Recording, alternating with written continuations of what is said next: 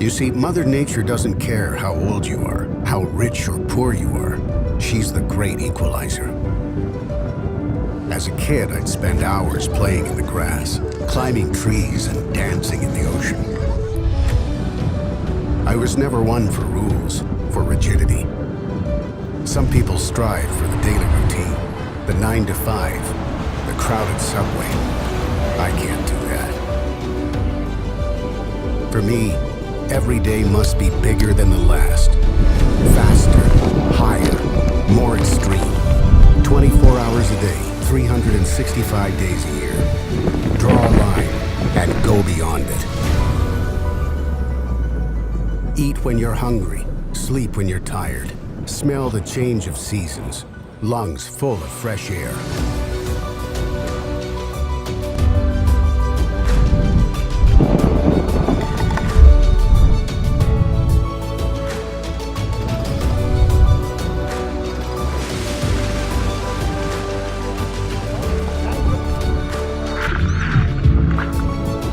It's the constant search for true adventure, the road less traveled, the hunt for new experiences, a leap outside the comfort zone.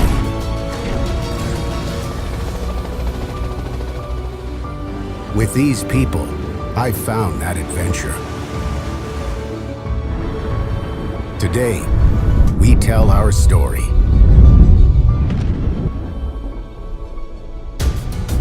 This is why we travel the world. This is where we belong. This is the Volvo Ocean Race.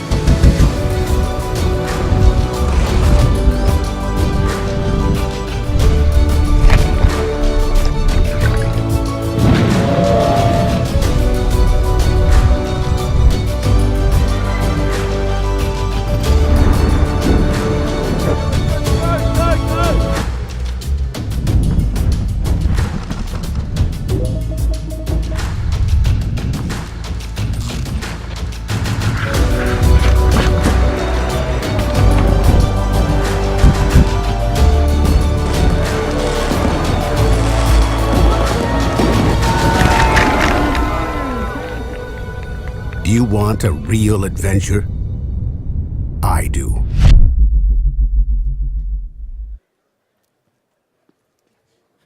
Good afternoon.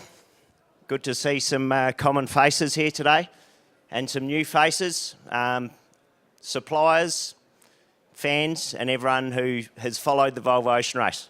Thanks for joining me. Today I just want to chat to you all about what we saw during the last race, what we think we're going to change for the next race, how the boatyard worked, and how we think we're going to innovate and keep moving forward with the Volvo Ocean Race. The main theme today, and this is a challenge to all the suppliers that are here, it's not about the boat. It's about the people that sail the boat. It's about getting the boat from A to B, but to be able to say that, the boat has to be 100% reliable. And this was what I was tasked with before the last race to do, to ensure that these boats were 100% reliable. And fortunately, there were a few little incidents that we all know about, but we did get there and we created something that was very reliable. Just a few facts and figures from the last race, which you'll all find quite interesting. 70,000 corporate guests were part of the Volvo Ocean Race, the biggest in the world. 2.4 million people visited the race villages around the world, which is extremely significant. I think the second biggest event in the world behind the FIFA World Cup. 50 million views of YouTube and Facebook videos. 1.2 million Facebook followers. And 6 of the 7 teams competing in the race won a leg, which has never been seen before.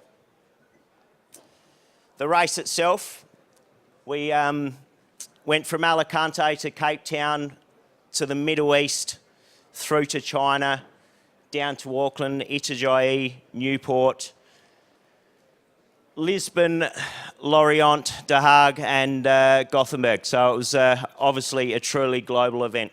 We don't see too much change into the next race, but we'll have a look at the future race course shortly. And then, of course, this was one of the most significant straight line times of the race. Then, an impact, a reef. 9 guys fight for their survival. Basically, we hit something. I don't know if I was knocked unconscious. I don't know whether something happened, and then within 10 seconds or so, there was all this crashing and grinding and stuff. At that point, I knew the shit was really hitting the fan. Seriously bad impacts were happening.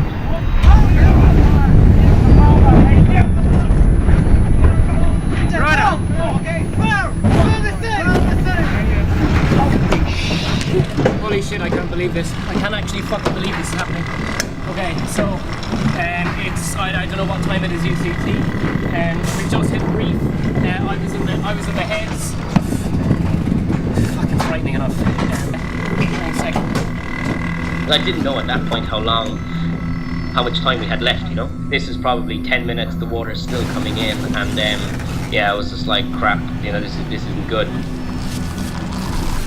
Nico kept going over how we're going to get off this, and every time the boat shifted on a reef, we reassessed the situation. This constantly went on for hours. 6, 7, 8, 9, okay.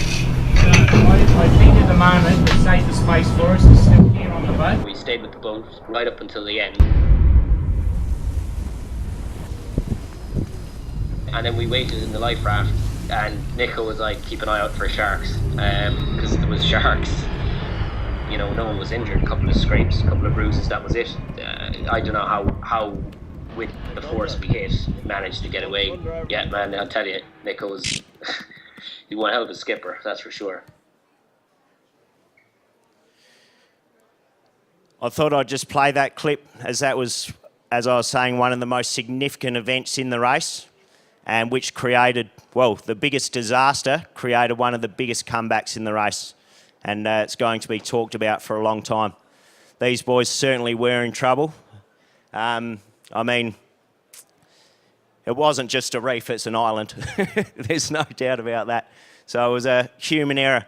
But it was one of those incidents that took place that assembled, we got a team together, we assembled the team, we rebuilt a boat in 4 months, normally taking 8 months.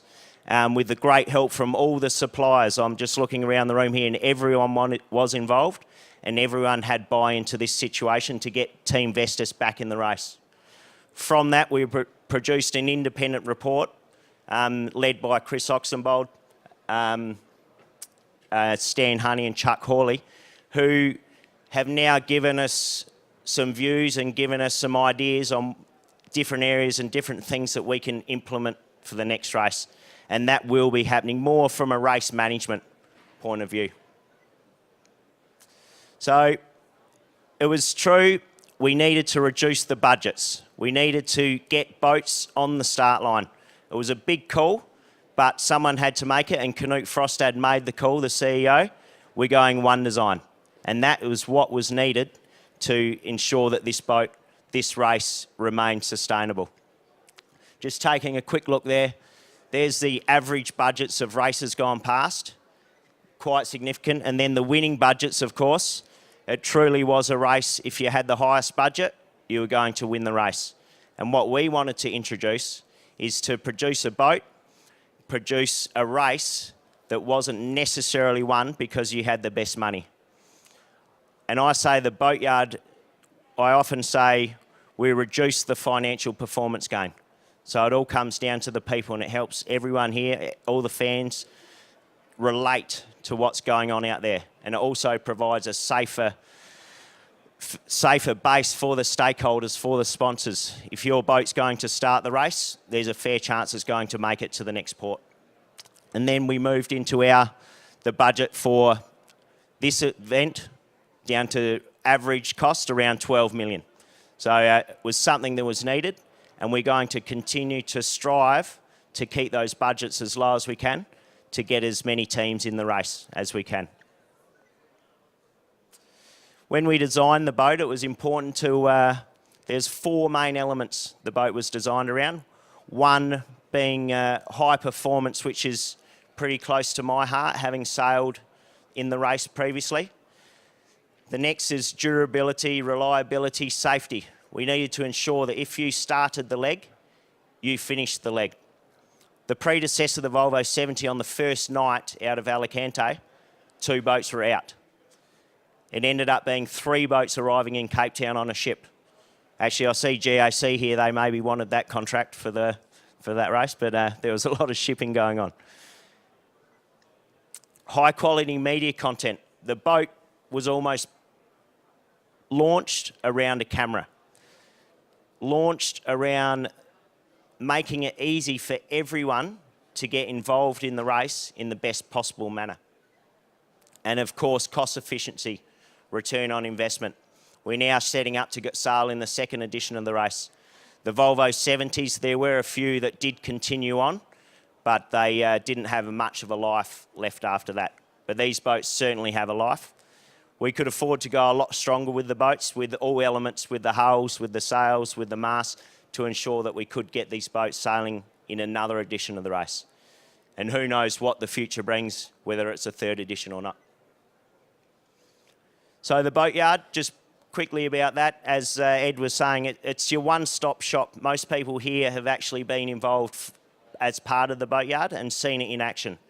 From servicing your boats, from all the spare parts, from ensuring that your boat is back on the start line, regardless of your budget, in the exact same manner as any other team that's out there.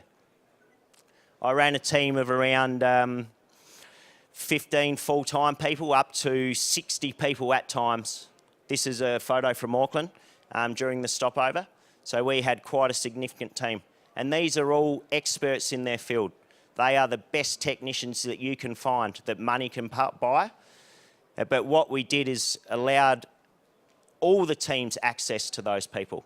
So we allowed, once again, your boat is back on the start line in the best condition. We have everything from deck gear, from Harkin, I mean, a lot of suppliers here, Harkin, Spinlock, Winmar, engineering, Volvo, Penta were fully involved.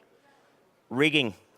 This was an area which had not been done before. It had been done, but not successfully.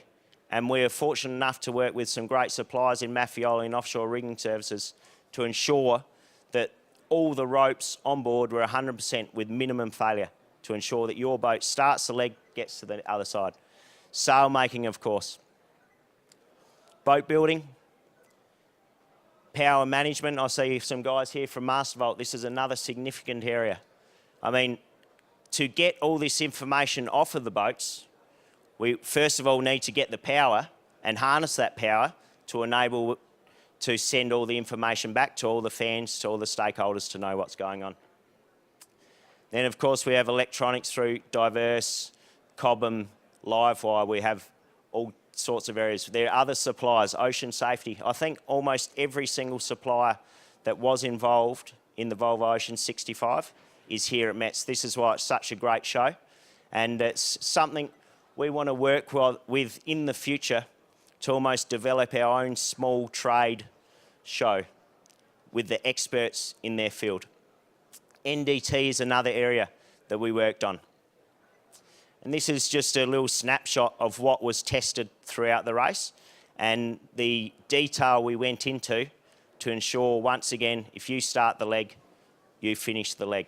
So I think it was almost 300 singular parts were tested, every single leg.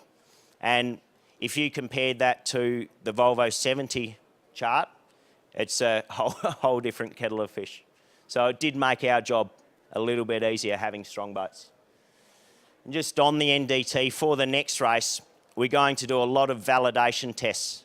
We're going to test dagger boards, masts, rudders to ensure that not only do you start the leg, but as soon as the boat comes out of the refit period, which I'll go into, your boat is at 100% ready to go with minimal failures.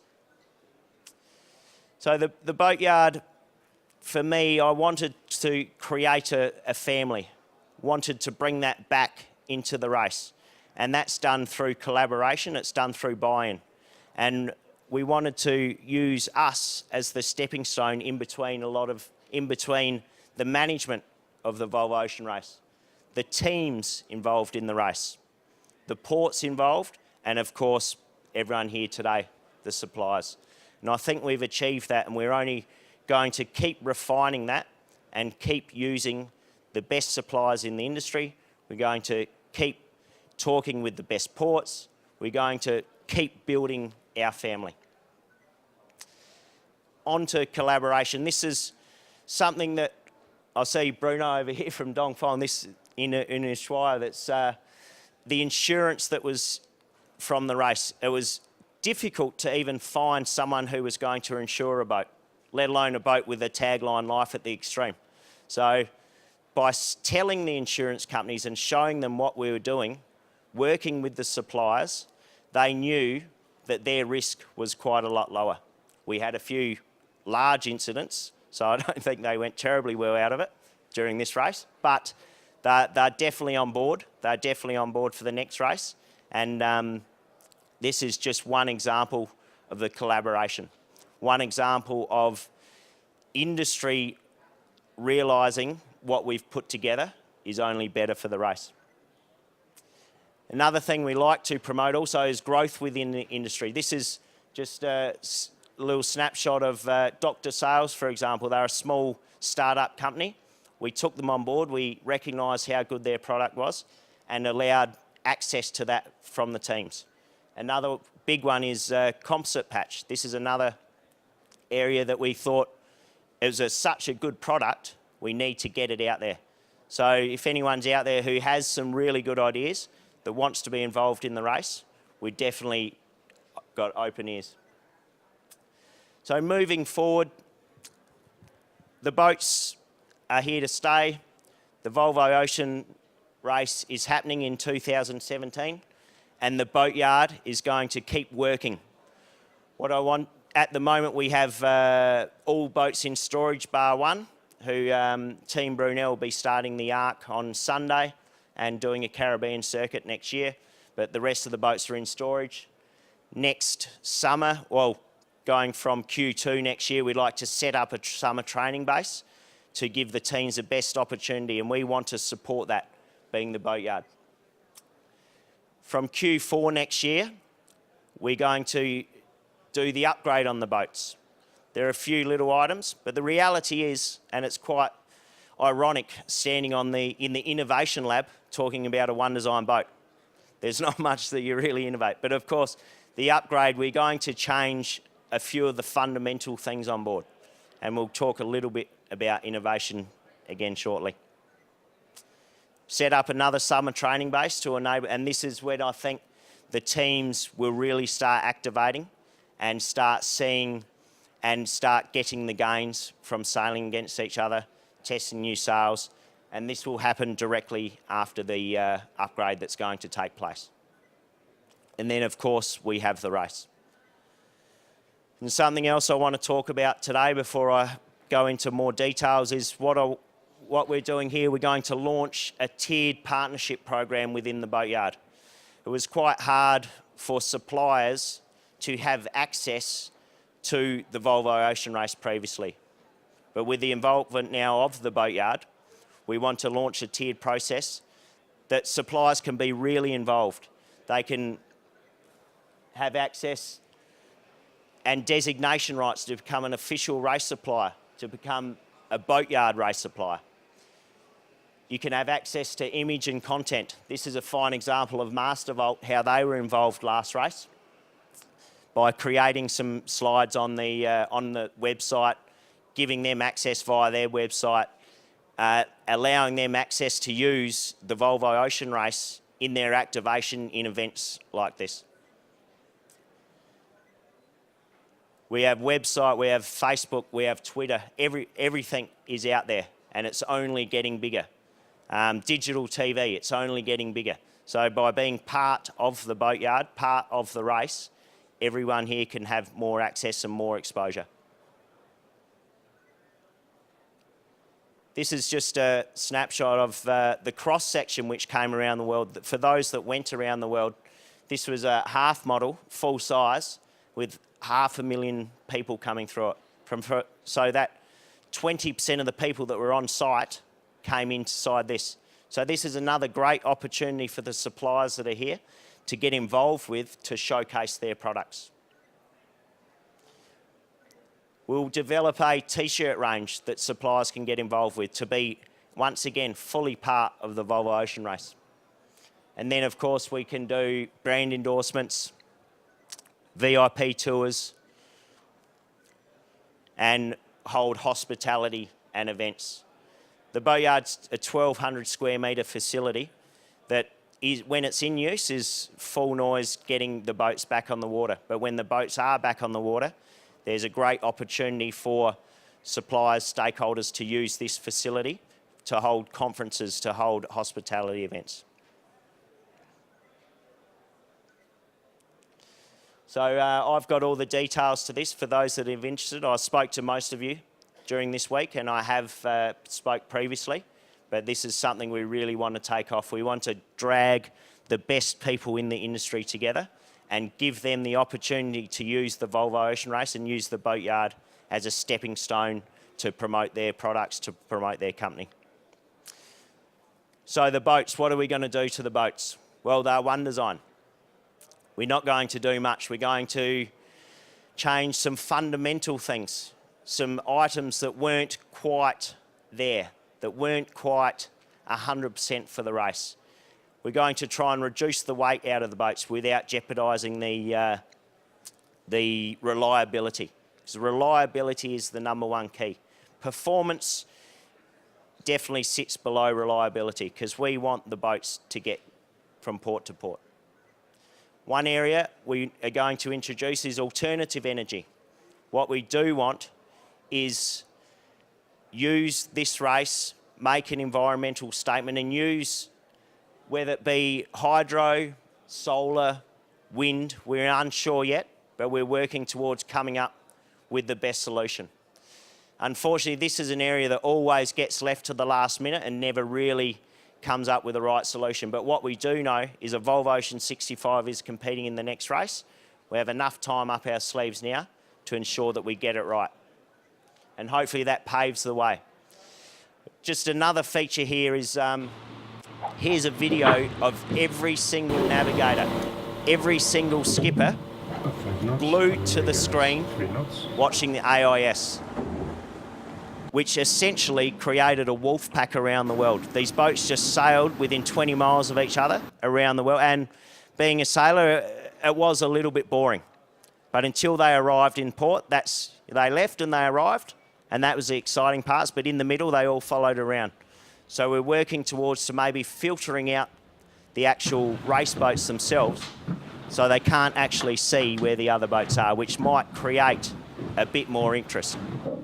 I think the leg from Lorient into The Hague, where there are a lot of shipping zones where the boats couldn't go, caused the biggest split in the fleet up the English Channel in the whole race.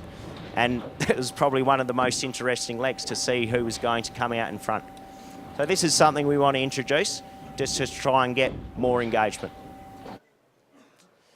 The next race, we have secured 7 ports, those being Alicante, Cape Town, Auckland.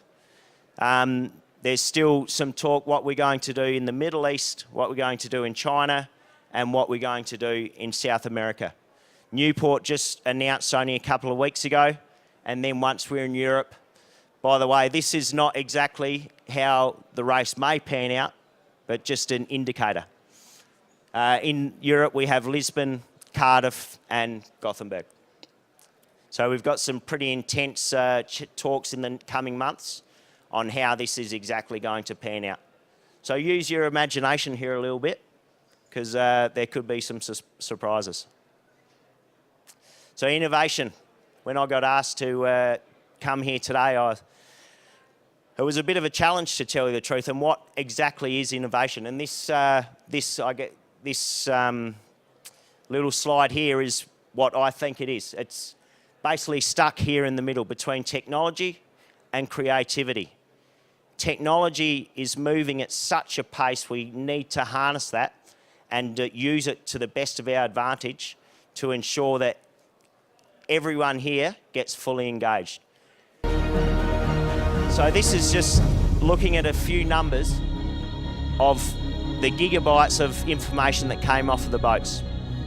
Almost 80,000 gigabytes came off the boats during the last race.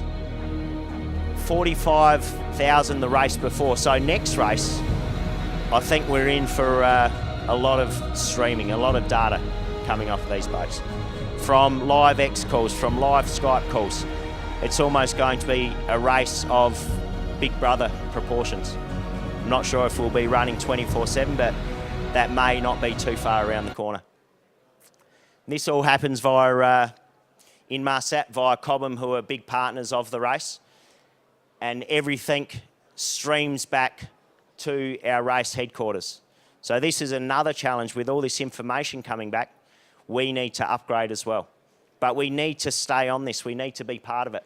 We need to ensure that the technology is harnessed and we use it to the best of our advantage.